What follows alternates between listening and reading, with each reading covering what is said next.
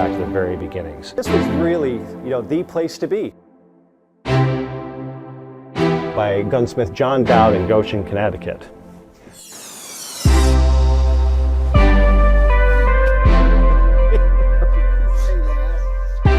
So he died in March, and he was going to be buried, and they're lucky.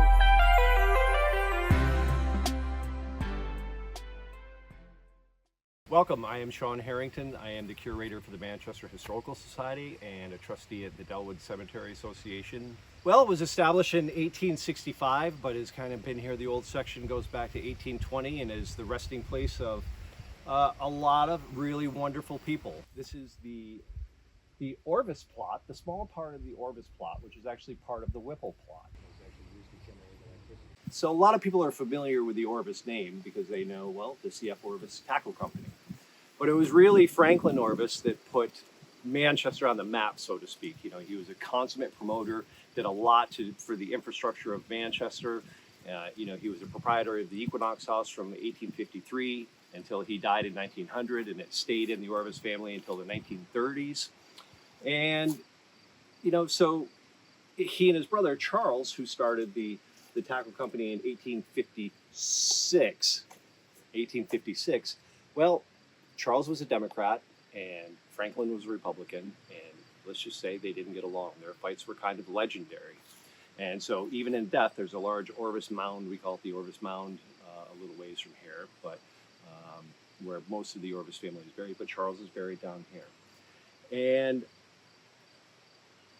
as people have come and made inquiries about his daughter Mary, we could say, well, we have Charles, we had his wife Laura, Mary's son, John, and then there was just a foundation. And I'm going to introduce you to Steve in a moment. And it was really my relationship with Steve that really spurred on making sure that Mary had a stone, because she didn't have one. And I was giving a talk at Burton's Academy. It was seminary when she graduated in 1872, but I was giving a talk at Burton on the women of Burton. And, and I said during the class, I did a piece on Mary Orvis Marbury, and I said, and the one shame of it all is that she doesn't have a stone. And I had spoken to the American Museum of Fly Fishing and, the Orvis Company, just to various people who said, yeah, we should do something about that. We should do something about that. But then Steve was writing a book, and I gave this talk at Burton, and the teacher, John Wilson, who was there, said, huh. And he made a phone call to the Perkins family, who owns Orvis. And lo and behold, I got a phone call saying they are very interested. And so thanks to the Perkins family, Mary has a stone today. The stone was designed by Randall, and it was just installed this past spring. And today was the day of the American Museum Fly Fishing Festival. And Steve is up here, and he wrote a wonderful book, Mary Orvis Marbury, A Life in Flies.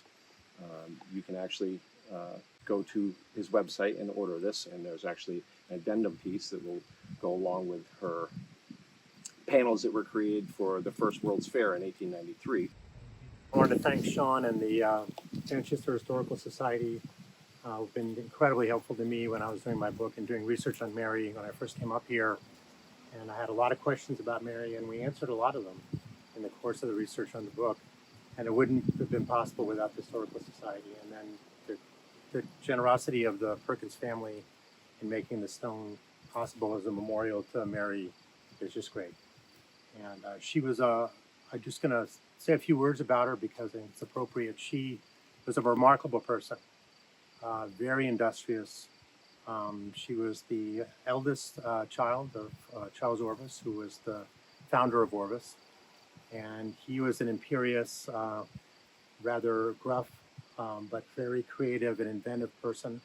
He was a jack of all trades. He was at various times the dentist in town. He was the postmaster for two different administrations, two different terms for Grover Cleveland's administration. So he did that. Contributed to just about every activity in town at one time or another, whether it's the firemen or any of the other activities. And so he started his company in 1856, as you mentioned, and that was the year that Mary was born. And so as the eldest, she got a lot of his attention. He had two sons. So Mary was in a family with two brothers and a pretty tough father, and she held her own. She was very much like him. She was very inventive, but also very humble. She felt that her job in life was really to chronicle and record what other people had done, as opposed to being an inventor. So when she graduated from high school, she went to Burton Seminary, graduated in 1872. Shortly thereafter, Charles Orvis had the idea. He had been manufacturing rods in town and then a reel. He introduced his reel in 1874, had been making rods in the 1870s, we think, early 1870s, late 1870s, 1860s. And he got the idea to have a line of flies because his customers were coming in and they wanted to get flies, and he had lots of suppliers for flies, and they were all supplying him different patterns that looked totally different, could never get a good supply. He was very unhappy about that. So he started with the idea of having a fly tying operation started, and Mary got very involved at that point.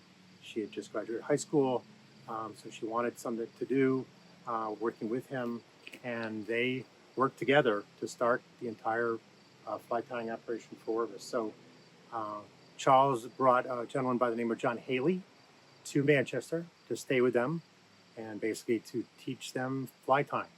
So Charles became a phenomenal fly tyer of his own right, and then Mary became a great fly tyer, great fly dresser over the years. And then she ultimately hired a staff of women to work with her. They started tying in the 1870s. In 1877, they had their first list of flies.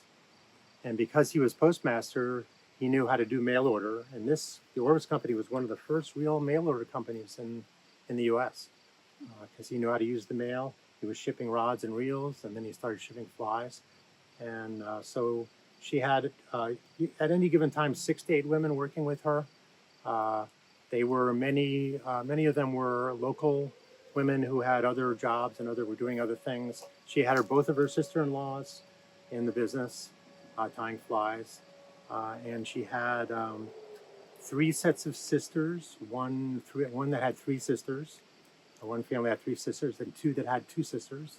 All worked for her, and they had a real sense of being a team. And they had these beautiful cabinet cards made, photographs made of them in their finest dress and in their wonderful photographs. And they were called the Owls. And so I've been digging around to try to figure out why they were being called the Owls. And we think it's possible that they started tying at night. They had other duties during the day, and they brought their work home and started tying at night. And they, in 2 of the cabinet cards that I have in my book, there's a little cutout owl that is featured with the group. Mm-hmm. So they had a real esprit de corps, and they really worked hard together. And so over the years, they sold more flies. Her father then did a book called Fishing with the Fly in 1883. And he had thought about doing a color catalog with very colorful flies. And he decided, being very frugal and wanting to see a return on his buck, he decided to do a book instead. So he did a book, and he had the flies featured in prints that were done by the Milton Bradley Company of Springfield, Massachusetts. And that was some of the first examples of the finest chromolithic graphic printing in this country. And they're stunningly beautiful. And you can see in the book and everything that they're quite beautiful and become quite historic in themselves. And then what happened is she ultimately decided that she should write a book about all the patterns. So there was a huge problem in figuring out the different patterns and making it consistent and standardized. At first, they were numbers. That was the worst part. They were numbers that retailers would have a number 4 and a number 5, and they were not the same. So there was no standardization. So the brilliance of the Orvis family was they standardized the flies. They then got the largest selection ever from everywhere. They had letters sent in to Mary for this book that became Favorite Flies. So these letters were sent from all over the country. And so they sent out letters and said, what are your favorite flies? And what are the stories behind them? How were they designed? How did you fish them? It was sort of a brilliant thing. It was sort of crowdsourcing, And so it was a very successful strategy. This book, I think, went through 7 printings at Houghton Mifflin. It was a very expensive and elaborate book. But this book had all of the prints made of the flies from Milton Bradley.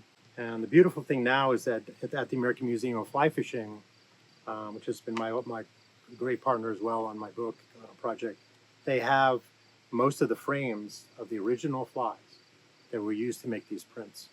So you can go to the museum, you can see the original frames for Charles's book, Fishing with a Fly, and for Mary's book, Favorite Flies, there.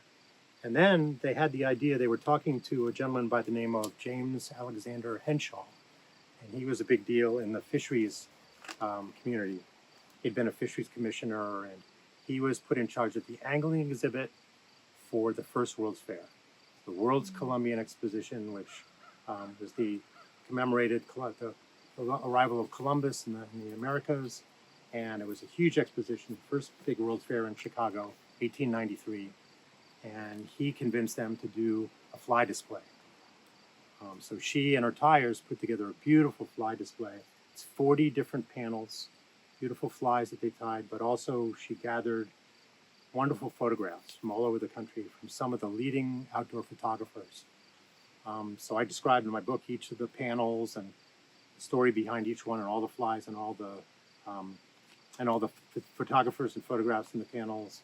And I consider it to be probably the premier treasure in American fly fishing. And the museum was actually founded around that asset.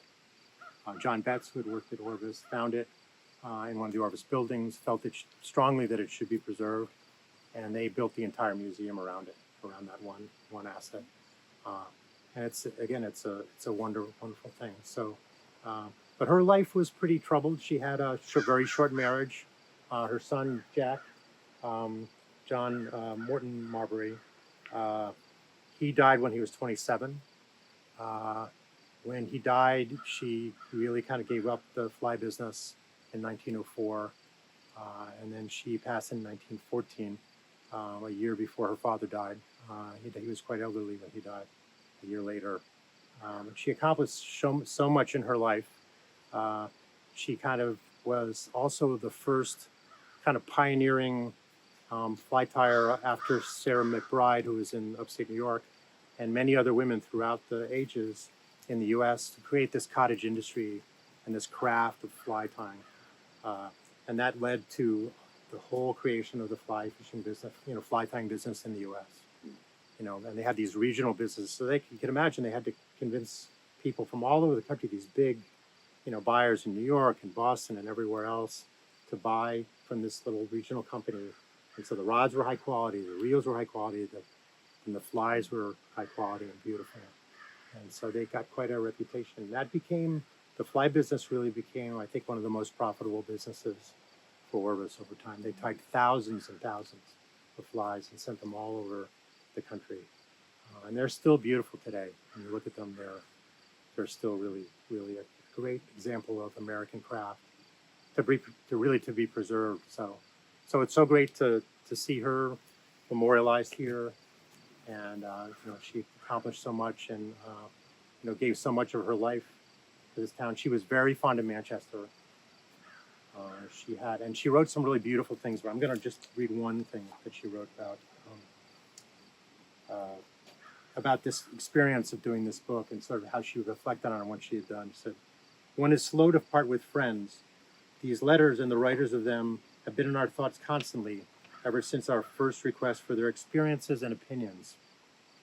We shall feel lonely when turning from them to other affairs. For as we have read the letters, we have imagined the faces of the writers and have been with them by the riverside, in the dewy mornings and the noonday rest and in the gloaming. As the fishing days grow fewer, the heart grows more wistful.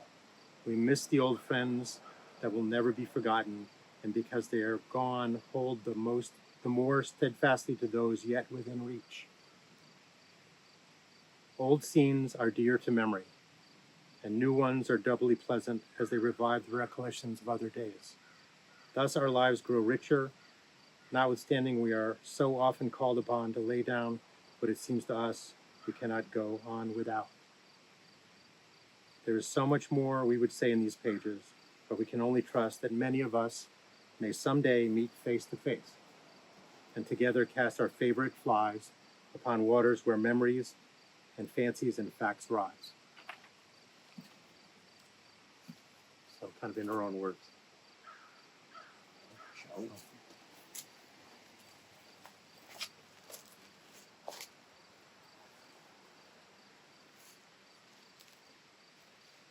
So this is a granite stone.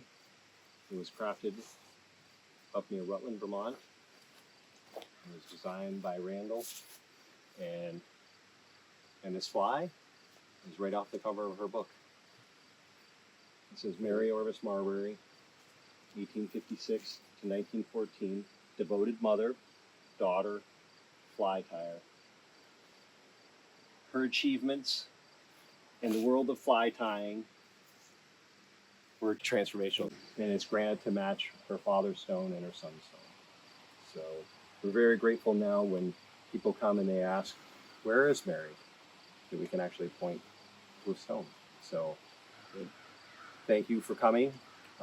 Steve, thank you. Thank you. So much for, being the driving force behind this. Wow. And to My pleasure. Kurt Bichet at the Dellwood Cemetery Association. I mean, everything that happens at Dellwood happens under Kurt's very watchful eye, and he made sure the installation went without a hitch. And to Fern Burton, who continues to produce fabulous men and women, and just very grateful. Till next time.